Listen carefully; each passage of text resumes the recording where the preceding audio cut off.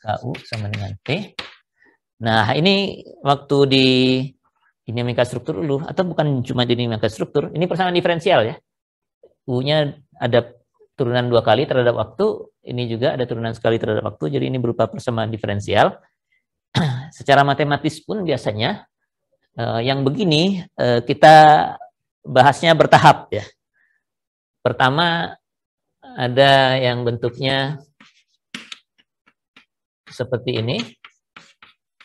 Ruas kirinya sama, MU2 dot tambah CU dot, ini dot ya, tambah KU sama dengan 0 yang kanannya ya. Kalau dari sisi persamaan diferensial, yang ini disebutnya persamaan diferensial homogennya ya. Jadi mau menyelesaikan ini, harus selesaikan dulu yang ini, yang homogennya. Karena ini bagian dari jawabannya, begitu kata orang matematik lah gitu ya. Mungkin kalau belajar ANREK juga, saya nggak tahu ANREK apakah persamaan diferensial dibahas. Tapi kalau mau menyelesaikan ini, yang ini harus diselesaikan dulu. Nah, dari sisi dinamika, bedanya adalah yang ini ada P-nya, yang ini enggak gitu ya, bukan soal homogen atau non homogen ya. Artinya ini ada gayanya, ini enggak ada gayanya gitu ya. Jadi yang ini disebutnya getaran paksa atau force vibration.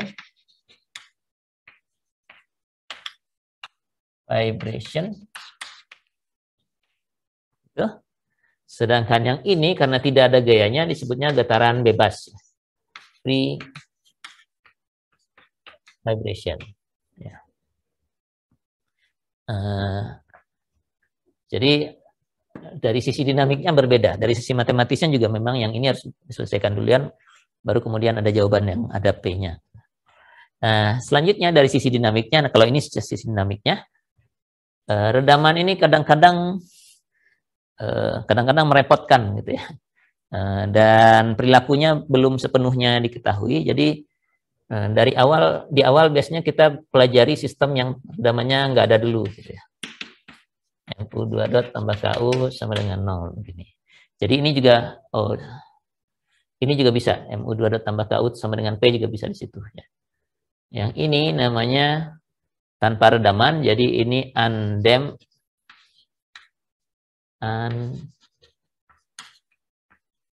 free vibration ya. Getaran bebas tanpa redaman ya. Jadi biasanya urut-urutannya kita membahasnya tanpa redaman dulu, bebas, lalu bebas dengan redaman, lalu naik ke gaya tanpa redaman lagi. Jadi ada yang begini tapi ada gayanya, jadi di tengah sini nanti. MU2 dot tambah KU sama dengan P, lalu kemudian yang ada redamannya. Jadi bertingkat, makin lama makin banyak variabel yang diikut sertakan di dalam persamaan geraknya. Nah, yang paling sederhana ini dulu MU2 dot tambah KU sama dengan 0. Biasanya persamaan diferensial ini saya langsung aja, biasanya saya suka tanya diskusi ini solusinya gimana gitu ya. Cuman saya yakin sudah lupa, jadi ini solusinya seperti biasa. Kalau persamaan diferensial begini, solusinya kita cari dengan pemisalan gitu ya. Misalnya U-nya eksponensial lambda T gitu ya. Lalu masukkan ke sana, kita perlu turunan 2 kali, jadi turunkan dulu 2 kali, U2 dot. Ini turunkan terhadap T, sekali ada lambda, 2 kali ada lambda lagi, jadi lambda kuadrat eksponensial lambda T gitu ya. Mudah-mudahan masih ingat. Lalu dari sini masukkan ke sana, kita dapatkan persamaannya, ini U2 dotnya diganti dengan dengan lambda kuadrat ini. M lambda kuadrat eksponensial lambda T tambah K kali eksponensial lambda T sama dengan 0, begitu ya. Setelah dimisalkan, lalu eksponensial lambda T-nya bisa kita keluarkan. M lambda kuadrat tambah K eksponensial lambda T sama dengan 0. Gitu ya. Nah, kalau ruas kanannya sama dengan 0, eksponensial lambda T ini tidak pernah sama dengan 0 ya, kecuali T-nya menuju minus tak hingga ya. Kalau lambdanya positif, T-nya minus tak hingga, ini baru menuju ke 0 gitu ya. Tapi secara umum untuk sembarang T tidak 0, Artinya yang harus 0 adalah yang di dalam kurung ini ya. Jadi persamaan karakteristiknya, ini istilahnya dinamika struktur juga, istilahnya matematik, maaf. Persamaan karakteristik ya. M lambda kuadrat tambah K-nya harus sama dengan 0. Artinya apa? Tadi kita memisalkan jawaban dari persamaan diferensial ini bentuknya seperti ini. Terus persamaan karakteristiknya bilang bisa bentuknya seperti ini, tapi lambdanya ini karena yang belum tahu kita sifatnya itu kan lambda. Seperti apa lambdanya ditaruh di sini aja. Nah, dari persamaan karakteristik bilangnya lambdanya harus memenuhi ini gitu ya. Jadi kalau ini diselesaikan kita dapat lambda ini kan ya. M dan K itu kan parameter struktur yang mestinya diketahui hanya angka aja.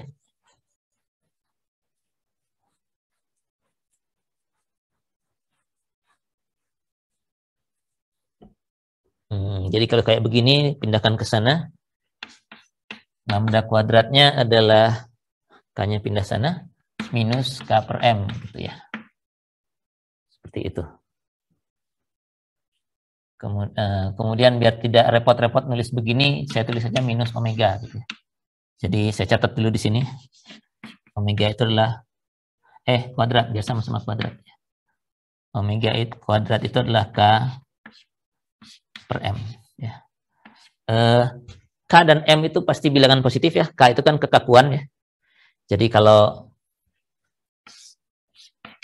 ada gaya begini, P terus dia turun begini, U-nya ke bawah sini. Jadi kalau gayanya ke bawah, perpindahannya ke bawah, artinya K-nya positif ya. Karena kan U-nya P dibagi K gitu ya. Kalau K-nya negatif, artinya gayanya ke bawah, perpindahannya ke atas. Dan tidak ada struktur kita yang seperti itu ya. Jadi K itu pasti bilangan positif selalu. Massa juga begitu. Massa negatif itu entah apalah bentuknya, nggak ada ya. Massa itu pasti positif gitu. Kalau ada bendanya, ada strukturnya, ada massanya. Jadi kalau K dan M ini pasti bilangan positif. Kalau omega kuadrat, makanya kita tulis omega kuadrat sebenarnya begitu. Agar yakin ini kan pasti positif kalau kuadratnya. Begitu. Jadi ini biar tidak nulis panjang-panjang gitu ya. Nah, begini ya. Jadi lambda kuadratnya ini, kalau lambda kuadratnya ini, lambdanya apa? Ya akarnya lah ya. Plus minus akar ini ya. Kan kalau akar boleh plus minus ya. Jadi lambdanya plus minus akar dari ini, minus omega kuadrat ini ya pastinya. Nah, karena omega kuadratnya pasti positif, ada minus, ini akar negatif, jadi bilangan imajiner ya. Bisa ditulis plus minus I omega jadinya ya. Karena kalau akar negatifnya udah keluar, akar omega kuadratnya udah tinggal omega ya. Oke. Sejauh ini karena kita baru bahas secara matematis ya, belum tahu tuh omega apa ya, walaupun kalau sudah pernah belajar dinamika struktur sudah tahu omega itu apa? Apa omega? Frekuensi ya, biar nggak kelamaan. Jadi nanti kalau sudah kita lihat plotnya mungkin bisa kita dapatkan. Nah, tapi dari lambda yang seperti ini, U-nya begitu, ada dua kan, plus dan minus, jadinya U-nya harusnya kombinasi ya. Kombinasi dari keduanya, begitu kata, kalau persamaan diferensial bilang gitu. Jadi C1 E minus I lambda tambah T, karena ada T-nya ya, lambda T. Lalu C2 eksponensial I omega T. I omega T, bukan I lambda. Lambdanya sudah kita ganti jadi plus I omega yang ini dan min I omega seperti ini. Nah, kalau kita ingin tahu perilakunya, kita harus plot ini ya. Nah, seperti apa nih perilaku U-nya, perpindahan terhadap waktu ya. Cuma kalau pangkat imajiner ini suruh plot, nggak tahu kita seperti apa eksponensial pangkat imajiner ya. Kalau eksponensial biasa, kalau pangkatnya positif naik gitu, ternyata enggak. Kalau pangkat negatif turun terus asintotis menuju 0 ya. Tapi ini pangkatnya imajiner ya. Nah, kata Euler ya. Kalau belajar matematik terus lihat nama ini, pangkat imajiner gini bisa diganti atau hasilnya akan berupa kombinasi sinus dan kosinus ya. Jadi konstantanya sih berbeda. Jadi hurufnya saya ganti aja. Jadi kosinus dari argumen yang sesudah imajiner ini jadi omega T tambah B sinus omega T begitu. Jadi ini sama nih kata Euler. Hanya bedanya nanti di konstantanya. C1 C2 ini dengan A dan B tentu berbeda. Tapi kalau yang ini kita lebih familiar bisa menggambarkannya ya. A dan B ini konstanta dan seperti biasa kalau konstanta ini untuk persamaan diferensial nanti yang turunannya terhadap waktu bisa kita dapatkan nilainya dari kondisi awal ya, initial conditionnya. A dan B ini diperoleh dari kondisi awal. Nah ini kalau harus diplot mungkin masih rada susah gitu ya kalau kita tidak tahu apa-apa. Kalau kita punya Excel ya tinggal plot aja sih bisa gitu ya, atau MATLAB gitu ya. Tapi kalau dari ini suruh membayangkan mungkin masih rada susah. Nah kosinus dan sinus dengan argumen yang sama ini bisa digabung jadi satu gitu ya. Jadi satu konstanta C misalnya bisa jadi sin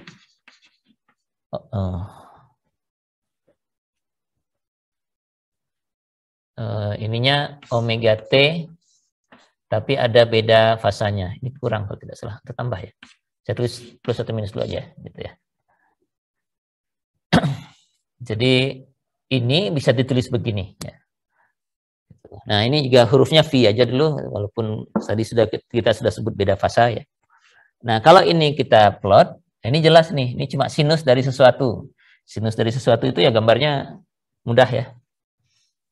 Ini terus naik. Sebentar.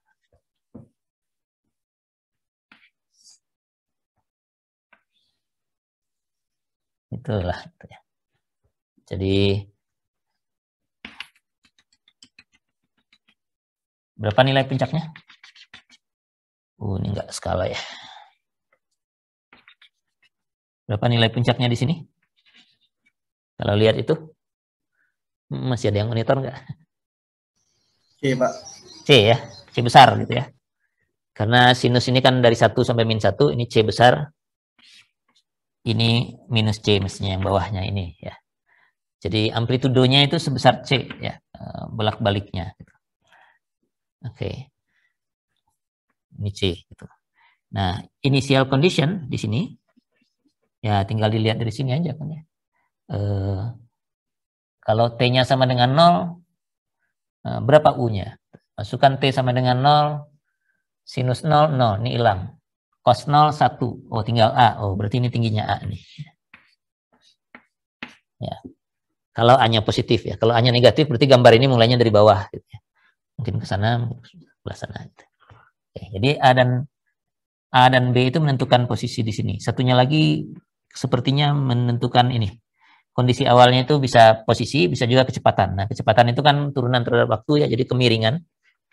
Kemiringan pada saat T sama dengan 0 ini ditentukan oleh B, tapi nggak persis B. B dibagi dengan, nah nanti Anda bisa lihat, nanti di tugas bisa saya mintakan ya. Jadi kemiringan di sini itu terkait dengan huruf B ini nanti, konstanta B.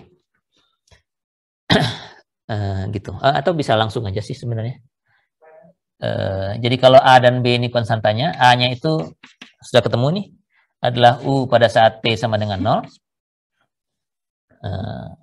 Sedangkan B-nya nanti kalau dicoba dimasukkan, mestinya ini adalah U dot pada saat T sama dengan 0 dibagi dengan omega, gitu ya. Huruf P-nya itu besarnya segini. Omeganya apa tadi? Mana tadi? Ini ya, akar K per M nih, karena omega kuadratnya K per M. Itu semua konstantanya. Kalau digabung begini, C ini adalah A kuadrat tambah B kuadrat, yaitu dari matematis biasa aja. Ya. C itu amplitudo totalnya, itu adalah amplitudo maksimumnya, A kuadrat tambah B kuadrat. Oke. Nah, omega kelihatan di mana di sini? Di gambar ini maksudnya. Omega itu nggak terlalu kelihatan kalau di sini ya. Karena dia mengalihkan waktu. Jadi kan argumen sinus itu biasanya tidak ada satuan ya, atau kalaupun ada satuan jadi radian gitu ya. Jadi ini adalah sesuatu yang satuannya mestinya dibagi dengan waktu, kemudian dikalikan dengan waktu hilang gitu ya. Nah, dan memang begitu, omega itu nanti satuannya ketemunya radian per detik ya. Jadi radian itu kan sebenarnya cuma perbandingan ya, perbandingan antara panjang busur terhadap jari-jari begitu. Nah, kalau demikian karena satuannya per detik, sementara kita ini sumbunya sumbu waktu ya, jadi nggak terlalu kelihatan di sini ya. Jadi omega itu ukuran berapa jumlah banyaknya siklus ini, bukan siklus sebenarnya, dalam radian gitu ya. Perjalanan ini dalam radian ini, dari sini ke sana dalam waktu t tertentu jadinya ya. Makanya namanya jadi frekuensi ya. Omega itu frekuensi karena frekuensi itu kan jumlah dari sesuatu apapun lah gitu dalam waktu tertentu ya. Gitu. Jadi kalau jumlah siklusnya itu ya siklus per detik. Kalau ini jumlah radiannya ya, ini radiannya nggak kelihatan. Biasanya kalau gambar sinus itu di sebelah sananya ada lingkaran gitu. Nah itu lebih mudah melihatnya. Ya, ini kalau saya teruskan di sini, kalau punya lingkaran seperti itu, lalu ini jalan ke sana gitu ya. Jadi yang ini itu waktu di sini, kemudian waktu naik. Jadi ini gerak memutar lingkaran ini tapi ditarik sebagai fungsi waktu, nanti ketemunya sinus ini. Itulah ya. Kalau masih ingat dulu di matematik gitu ya. Jadi omega ini frekuensi ya. Nah, karena terkait dengan struktur ini punya nama sendiri. Kadang-kadang dikasih n, bukan kadang-kadang. Ya tergantung bukunya lah. Dikasih indeks n. Jadi ini sama dengan ini tadi, omega yang tadi dipakai ini adalah omega n yang nilainya akar K per M. Itu adalah frekuensi alami, natural frekuensi. Artinya ini khas punya struktur sendiri. Setiap struktur punya nilai sendiri untuk omega ini. Jadi ini karena K dan M-nya punya strukturnya. Oke ya, jadi dari yang sedikit ini kita tahu ini bolak-balik, amplitudonya ini fungsi dari kondisi awal karena memang ini masih getaran bebas ya. Jadi kalau getaran bebas dia tidak disebabkan oleh gaya tapi pasti disebabkan oleh suatu kondisi awal. Kalau kondisi awalnya 0 artinya dia diam, ya diam terus mestinya ya. Jadi kalau ada satu bangunan mungkin tergeser dulu karena sesuatu gitu ya. Terus lepas gangguannya hilang, nah dia akan bolak-balik seperti ini ya. Bolak-baliknya kelihatannya di sini. Ini kan menggambarkan posisi masanya ya. Jadi masanya awalnya di sini, terus ke sana, situ lagi balik-balik, bolak-balik di situ aja. Frekuensi, apalagi yang belum kelihatan, ada V. Ya. Ada V. V itu kalau sudah pada belajar gelombang, V itu fasa ya. V itu menggambarkan ini jarak dari sini ke sini. Kalau fungsinya cos, karena cos mulainya dari atas ya. Kalau fungsinya sinus, dia menggambarkan jarak dari sini ke sini. Jadi ini bisa juga ditulis sebagai cos gitu ya. Cos sesuatu tambah V yang lain ya. Jadi V-nya bisa berbeda ya. Jadi kalau begitu, nah tapi V itu satuannya kan tanpa satuannya radian ya cuma ya. Sementara ini sumbu waktu. Jadi yang ini mestinya V per omega. V1 per omega lah gitu. Ini V2 per omega. Jarak ini. Jarak dari sumbu yang ideal. Ya. Nah, yang satu dipakai kalau argumennya sinus, yang ini. Yang ini dipakai kalau argumen ini kosinus. Ya. Jadi gitu. Nah, bisa kita lihat kalau dikasih kondisi awal, U0, U pada waktu 0, perpindahan pada waktu 0, dan U dot pada waktu 0, kecepatan pada waktu sama dengan 0, getarannya akan jalan terus ya, nggak akan berhenti-berhenti ya. Kalau lihat ini kan nggak akan berhenti-berhenti, ada aja terus ya. Nah, kenapa ini begini? Karena struktur kita memang tanpa redaman, tidak ada yang menghentikannya ya. Nah, padahal dalam aktualnya sebenarnya ada gitu ya, ada gesekan, ada macam-macam, sehingga ini sangat-sangat ideal dan tapi bisa membantu kita untuk melihat bagaimana perilaku strukturnya. Nah, yang sebenarnya yang terjadi adalah ada C-nya gitu ya, ada redamannya ini, sehingga getarannya tidak terus-menerus abadi begini. Nah, kita maju ke yang dengan redaman. Nanti saya akan minta Bapak-bapak membuat yang begini ya, dengan angka-angka saya kasih. Solusinya atau sudah ada, jadi kalau solusi sudah ada tinggal pakai saja, tidak usah nurunkan lagi. Jadi untuk persamaan gerak yang bentuknya ini, MU2 dot tambah KU sama dengan 0, solusinya pasti ini, terserah bentuknya yang ini, atau yang bawah, atau yang dengan cos. Jadi tinggal pakai saja A dan B dari kondisi awal, kemudian plot gitu ya.